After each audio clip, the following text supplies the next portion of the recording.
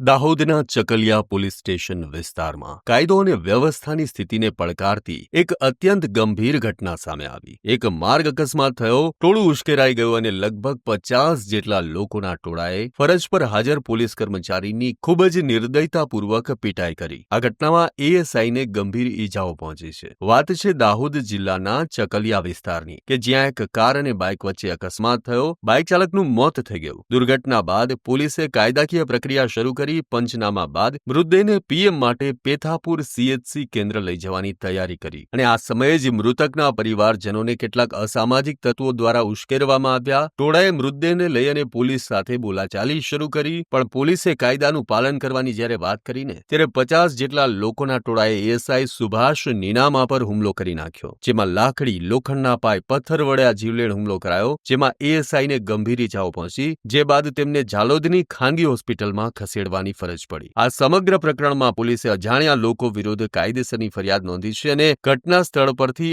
18 આરોપીઓને ઝડપી પણ લીધા છે, જેઓને ઝાલોદ કોર્ટમાં રજૂ કરવામાં આવ્યા। કોર્ટે તમામ આરોપીઓને વધુ પૂછપરછ માટે 24 કલાકના રિમાન્ડ પર મોકલી આપ્યા છે અને આ સાથે જ પોલીસે ઘટનામાં સંડોવાયેલા તમામ જે અન્ય આરોપીઓ છે તેની ધરપકડની પ્રક્રિયા હાથ ધરી છે। ત્યારે આ ઘટના પરથી સવાલ થાય કે આપણું ગુજરાત તો સુરક્ષિત ગુજરાત ગણાય છે, પણ આપણા ગુજરાતમાં અમુક જગ્યાએ કાયદો અને વ્યવસ્થાની સ્થિતિ એટલી બધી કથળી ગઈ છે કે પોલીસ પણ સુરક્ષિત નથી। ચકલિયા પોલીસ સ્ટેશનના પેથાપુર ગામ ખાતે ગઈકાલે એક્સિડન્ટ થયેલ, જેમાં એક વ્યક્તિનું મરણ જતા એએસઆઈ સુભાષભાઈ રામસિંહભાઈ નાઓ પીએમ કરાવવા માટે સીએચસી પેથાપુર ખાતે ગયેલા હતા।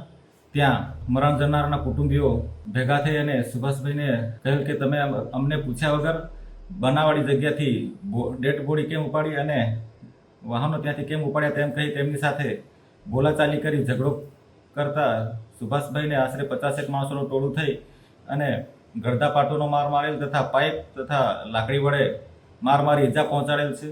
હાલ સુભાષભાઈ હોસ્પિટલમાં દાખલ છે અને સુભાષભાઈ અમને જાણ કરતા અમે તાત્કાલિક બનાવવાળી જગ્યા પર પહોંચી ગયે। ત્યાં 17 થી 18 માણસોને રાઉન્ડ અપ કરી અટક કરેલ છે અને હાલ તપાસ ચાલુ છે। આવા જ અવનવા વિડીયો જોવા માટે ફોલો કરો ઇન સેકન્ડ્સ।